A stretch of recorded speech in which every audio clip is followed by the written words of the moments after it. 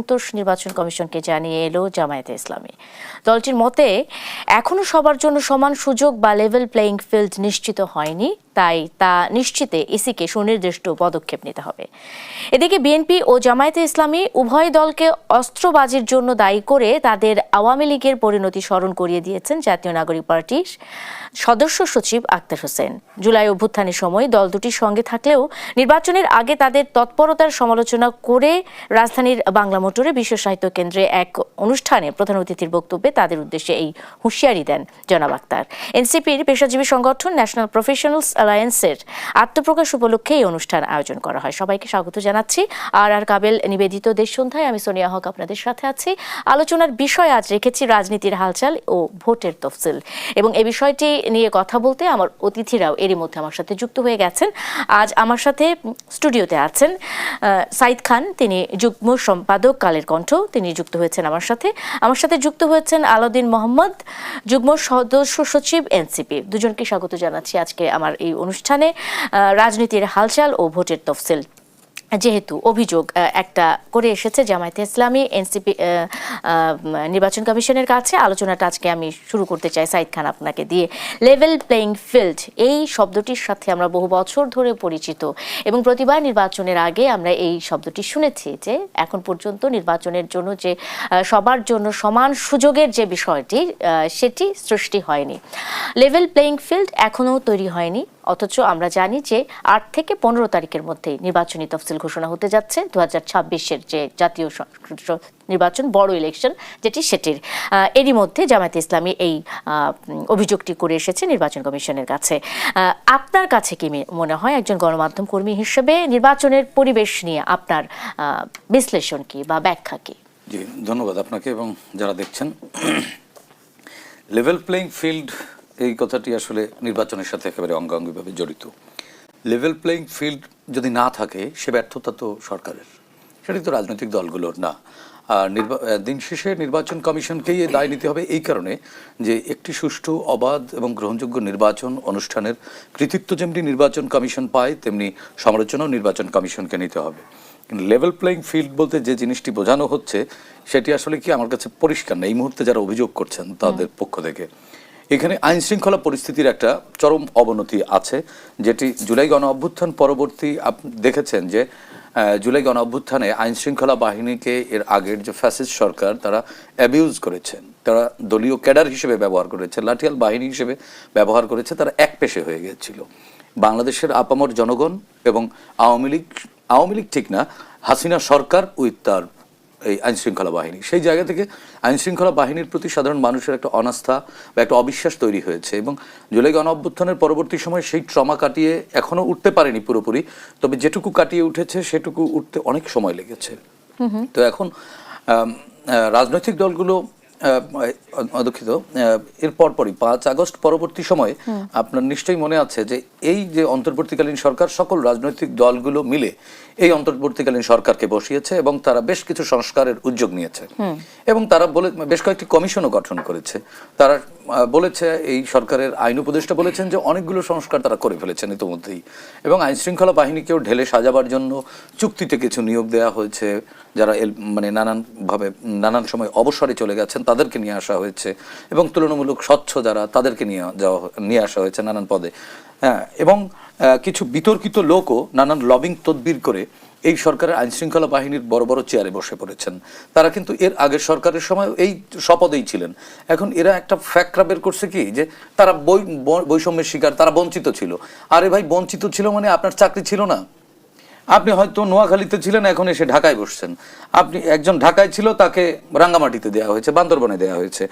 যে কারণে সেই পুরনো যে হাসিনা আমলের যে লাঠিয়াল বাহিনী যাদেরকে অভিযোগ করেছে, এই যে এনসিপির আমার সহ আলোচক আছেন, ওনারা যাদেরকে একেবারে অভিযুক্ত করেছেন যে এরাই বাংলাদেশের আইনশৃঙ্খলা পরিস্থিতি অবনতি ঘটিয়েছে, এরা রাজনৈতিক শক্তি হিসেবে ব্যবহৃত হয়েছে, এরা ছাত্র জনতার উপরে গুলি চালিয়েছে।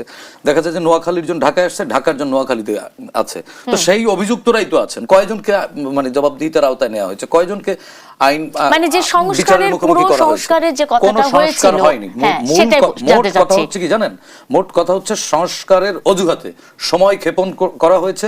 এবং আজকে এই ত্রয়োদশ জাতীয় সংসদ নির্বাচন যখন একেবারে টেন্ডারে, যখন আমরা নির্বাচনের মধ্যেই আছি, রাজনৈতিক দল, সাধারণ জনগণ সবাই নির্বাচনের মধ্যে, এ সময় এসে রাজনৈতিক দলগুলো যে অভিযোগ করছে যে লেভেল প্লেইং ফিল্ড নেই, লেভেল প্লেইং ফিল্ড বলতে যে ফিল্ডটি বোঝানো হয় সেই ফিল্ড রাজনীতিই তো নাই। আপনার রাজনীতিতে একটা ভ্যাকুয়াম তৈরি হয়েছে। এখানে হয়েছে কি, আপনি দেখেন গত 1.5 বছরে অন্তত 5 শতাধিক মব তৈরি হয়েছে। সেই মব রাষ্ট্র সমর্থন করেছে, অনেকগুলো মবকে রাষ্ট্র সমর্থন করে।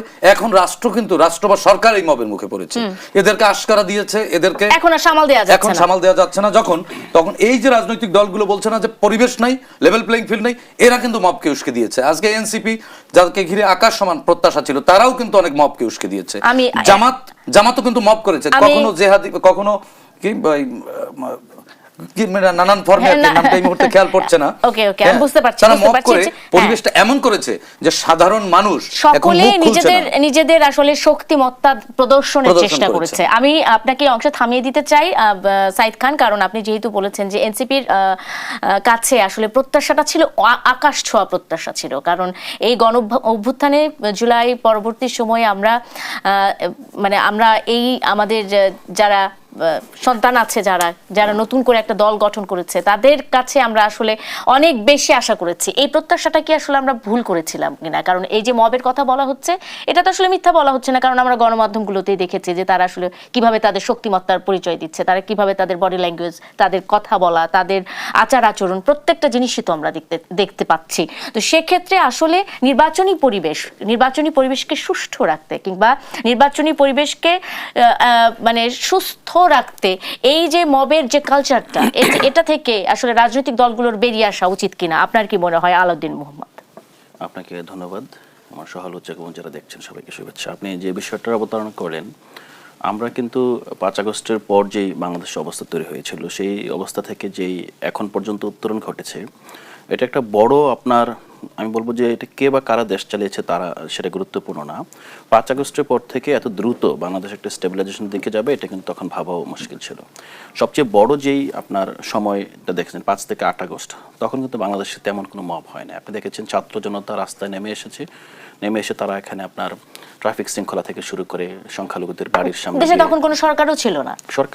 সেই অবস্থা যেহেতু আপনি যদি ধরেন আন্দোলনকারী যে শক্তি যারা রাস্তায় নেমে এসেছিল তাদেরকে দিকে আপনি আঙ্গুল তোলেন, তাহলে বলতে হবে যে 5 থেকে 8 আগস্ট তারা কিভাবে এত সুন্দরভাবে সুশৃঙ্খলভাবে 18 কোটি মানুষের একটা দেশ, যেখানে আপনার জাস্ট রক্তের দাগ তখন শুকায় নাই, তখন আপনি লিটারালি ফুটপাতে যান, রাস্তায় যান, সব জায়গায় দেখবেন যে ইভেন কোথাও অনেক লাশ ছিল, যে লাশগুলো পরে আপনার চিহ্নিত করতে হয়েছে, নিয়ে আসতে হয়েছে। তো সেই জায়গা থেকে আমরা এখন যে জায়গায় আসছি, তো এটা কখনোই আপনি বলতে পারবেন না যে গণঅভ্যুত্থানে যারা অংশগ্রহণ করেছে তাদেরকে দিকে কোনোভাবে আঙ্গুল তোলা যায়। দ্বিতীয়ত যেটা সাইদ ভাই বললেন যে মব এনসিপির হাত থেকে অথবা এনসিপির মাধ্যমেও পৃষ্ঠপোষকতা পেয়েছে, মূলত আসলে আমরা যে এই বিষয়টাকে মব বলছি, মবের আপনি যদি বলেন যেটা আমরা কেবল জনরোষ, তো জনরোষের একটা আপনার আবেদন সবসময় সব সমাজে সব রাজনীতি থাকে। এখন জনরোষটা কিভাবে পরিচালিত হয় সেটার সাথে যদি আপনি মবকে আলাদা করতে পারেন, তাহলে আইডেন্টিফাই করা যাবে আসলে কোনটা মব না। আদারওয়াইজ কিন্তু আমরা অনেক আপনার গণতান্ত্রিক আন্দোলন এবং গণতান্ত্রিক সংগ্রাম, সেগুলোকে কিন্তু আমরা ভুলভাবে মব বলে চিহ্নিত করে ফেলতে পারি। প্রথমত ভাইজি আরেকটা বিষয় বলছিলেন, যে শব্দটা উনি খুঁজে পাচ্ছিলেন না, এটা খুব সম্ভবত তৌহিদি জনতার কথা বলছিলেন নাকি। তৌহিদি জনতা কিন্তু এটা 5 আগস্টের পরের সৃষ্ট না, 5 আগস্টের পূর্বেও কিন্তু তৌহিদি জনতার হাতে মব হয়েছে বাংলাদেশের বিভিন্ন প্রান্তে। মূল যে সমস্যাটা হলো যে আইন শৃঙ্খলা যে পরিস্থিতি, আমাদের যে আপনার আইনের শাসনের একটা ধারণা আছে, এটা থেকে দীর্ঘদিন ধরে মানুষের মন থেকে ধারণা মুছে গিয়েছে। মানুষ আসলে এখানে আইন শৃঙ্খলার প্রতি, আইন যারা বাস্তবায়ন করবে তাদের প্রতি এখন পর্যন্ত আস্থাশীল নয়। না থাকাটাই কিন্তু এখানে মব কিংবা নিজের হাতে আইন তোলানোর একটা প্রবণতা এখানে বিদ্যমান। আর এই প্রবণতাটা স্বাভাবিকভাবে যেহেতু আপনার বাংলাদেশ যেটা খুব কার্যকরভাবেই একটা ভ্যাকুয়ামের মধ্যে আছে, অরাজনৈতিকতার ভ্যাকুয়াম, যেটা তৈরি হয়েছিল গত 1.5 দশকে। রাজনীতিকে বিভিন্নভাবে ভিলিফাই করা হয়েছিল, জনগণের যে গণতান্ত্রিক অধিকার, জনগণের যে গণতান্ত্রিক ভয়েস, এই ভয়েসকে বিভিন্নভাবে ভিলিফাই করা হয়েছে, বিভিন্ন দল মতের ট্যাগের মাধ্যমে জনমতকে আপনার বিভিন্নভাবে থামিয়ে দেওয়ার চেষ্টা করা হয়েছে। এই প্রেক্ষিতে এখন যেটা হয়েছে, এখন হলো যে আপনার সব জায়গা থেকে আপনার সব স্রোত মানে বাঁধ ভেঙে গেলে যেটা হয় সব এসে এক জায়গায় হাজির হচ্ছে। এখন কোনটাতে মানে স্বাভাবিকভাবে এর মধ্যে যে অনেক আপনার অতীতে আমরা দেখেছি যে বাংলাদেশে কোট আনকোট জঙ্গি হামলা তো হয়েছে, বাংলাদেশে তো আপনার এখানে আপনার ব্লগার হত্যা হয়েছে, বাংলাদেশে আপনার সব ধরনের ঘটনাই ঘটেছে। এখন আপনি বলতে পারেন যে ঘটনার পিছনে আরো ঘটনা আছে, যে ঘটনা হয়তো বা আমরা আইডেন্টিফাই তখনও করতে পারি না, এখনো করছি না, কিন্তু ঘটনা হলো যে এই প্রবণতা বিদ্যমান, এখানে আপনার এক্সট্রিমিস্ট এলিমেন্ট আছে। এখন এই জায়গায় বাংলাদেশে এই যে অবস্থাটা তৈরি হয়েছে, এই অবস্থা এখন মব থেকে সুফল কারা পাচ্ছে? মব থেকে সুফল পাচ্ছে তারাই যারা আসলে এখানে একটা স্থিতিশীল সরকার চায় না, যারা এখানে একটা স্থিতিশীল রাষ্ট্র চায় না, যারা এখানে রাজনীতি স্থিতিশীল হোক সেটা চায় না, যারা চায় না রাজনীতি সংলাপের মাধ্যমে, নেগোসিয়েশনের মাধ্যমে এবং টেবিল টকের মাধ্যমে রাজনৈতিক সমস্যা সমাধান করা। প্রত্যেকটা রাজনৈতিক দলই তো এবার নির্বাচন করতে চাচ্ছে, কারা চাচ্ছে না বলে আপনার মনে হচ্ছে? না, এখানে খুবই স্বাভাবিকভাবে আমি যেই আলোচনাটা এই পর্যন্ত টেনে নিয়ে আসলাম, এটার মূল জায়গাটা হলো যে সমাজের মধ্যে যে ভ্যাকুয়ামটা যাদের কারণে সৃষ্টি হয়েছে, এবং এই ভ্যাকুয়ামটা যেমন ধরেন আমরা গত 17 বছর ধরে আমাদের অনেক রাজনীতিবিদ আছে যাদের 17 বছর আগে বয়স 5 কি 6 ছিল এরকম, সো তারা আসলে কখনো চিন্তা করে না যে রাজনীতি করতে হবে তাদেরকে। মানে ইভেন আমাকে একটা কবিতা পড়তে গেলে আমার খুব অসহায় লাগে নিজেকে, যে আমার তো কবিতা পড়ার সময় ছিল এটা, আমি দুঃখিত, আমি মির্জা ফখরুলের মতো আমার এত মেন্টাল পিস নেই। আমার কাছে মনে হয় যে বাংলাদেশে কে সময় আসবে যে আপনি রাজনীতিকে পাশে রেখে কবিতা পড়তে পারবেন, মানে এই স্থিতিশীলতা, এরকম সামাজিক নিরাপত্তা, এরকম সামাজিক স্বস্তি কে আসবে? এই স্বস্তি কিন্তু নাই, আসলে না থাকার কারণে যেটা হয়েছে, এখানে যেই শিশু জীবন দিয়েছে, যেই কিশোর জীবন দিয়েছে, যেই বৃদ্ধ আপনার যেই পৌর এখানে জীবন দিয়েছে, রাস্তা নেমেছিল, তাদের মধ্যে কিন্তু অস্থিরতা এখনো বিরাজমান। তারা কিন্তু এখনো দেখতে পাচ্ছে না যে তাদের এই ত্যাগের ফল, তাদের রাস্তা নেমে আসার ফলটা কি, তারা ফলটা পেতে চাচ্ছে।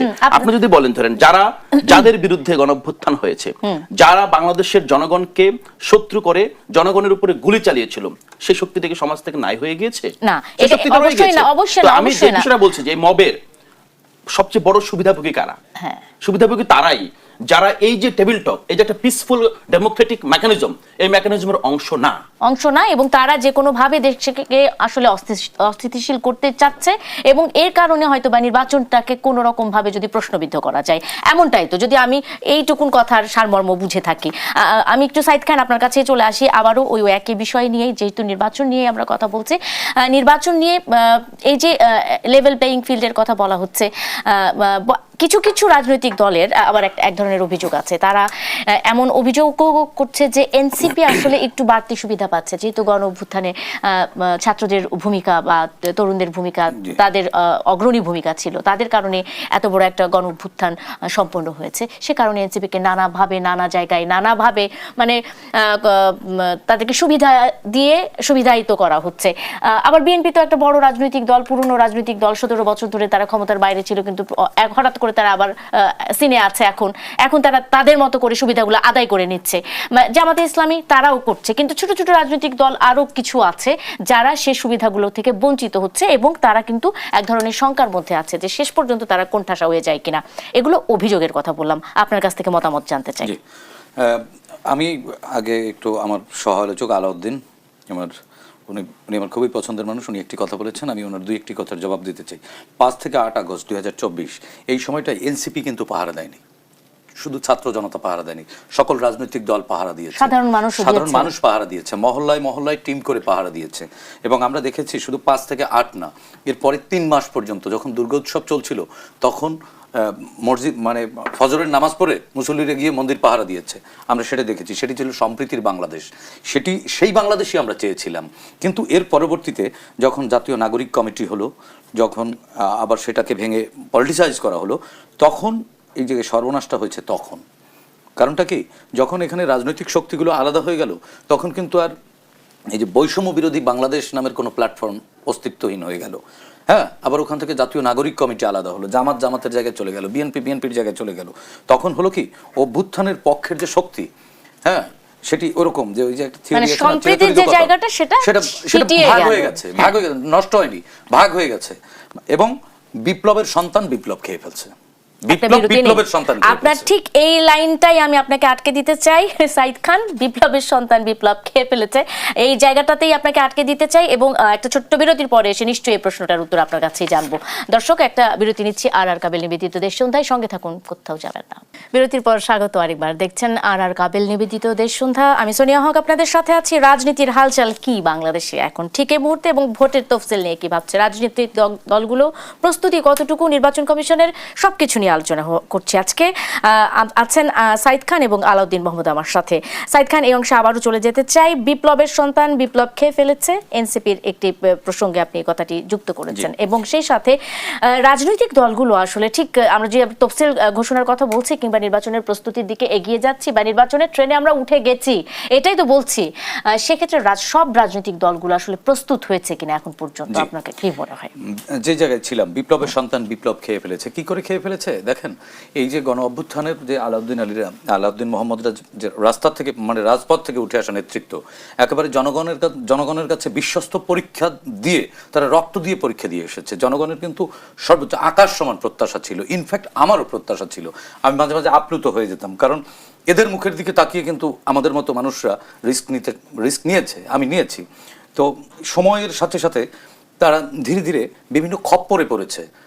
হ্যাঁ, প্রথমে পড়েছে রেজিমেন্টেড একটা ফোর্স আছে যারা আসলে ধর্মভিত্তিক রাজনীতিকে মূল পুঁজি করে, ধর্মকে পুঁজি করে তারা রাজনীতি চর্চা করতে চায় বা এখানে এক ধরনের রিভলিউশন করতে চায়। তারা এটিকে ৭১-এর সাথে ২৪-কে প্রথমে মুখোমুখি করে দিল। এই যে কন্ট্রাডিকশন শুরু হয়ে গেল, এখান থেকে বাম অংশটিকে তারা আবার দোষর আখ্যা দিয়ে যারা বিপ্লবের সহকর্মী সহযোদ্ধা তাদেরকে ট্যাগ দিয়ে বের করে দেওয়া হলো। এখানে ওই ইসলামিস্ট ওই অংশটুকু, ধর্মভিত্তিক ওই অংশটুকু তাদের সাথে মিশে গেল। এখন হয়েছে কি, তারা পরগাছা হিসেবে এই এনসিপি, তখনও এনসিপি কিন্তু এনসিপি হয়ে ওঠেনি, এদের সাথে মিশে গিয়ে পরগাছা এমনভাবে বেড়ে উঠেছে, মূল গাছ যে গণ অভ্যুত্থানের মূল শক্তি হারিয়ে ফেলেছে।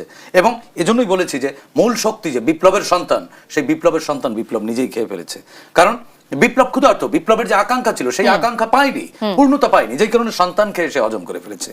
এখন সর্বশেষ যে অবস্থায় দাঁড়িয়েছে, আগামী ২-৪ মাস টিকবে কিনা এনসিপি, আই ডোন্ট নো। কারণ তারা একটি রাজনৈতিক এবং ভোটের জোট করেছে, যাদের সাথে জোট করেছে সাইনবোর্ড আর টক শো যদি না থাকতো তাদেরকে চিনতো কিনা সাধারণ মানুষ, আমার মাঝে মাঝে সন্দেহ হয়। সাইনবোর্ড আর টক শো আছে, আরেকটু 10 সেকেন্ড বলবো।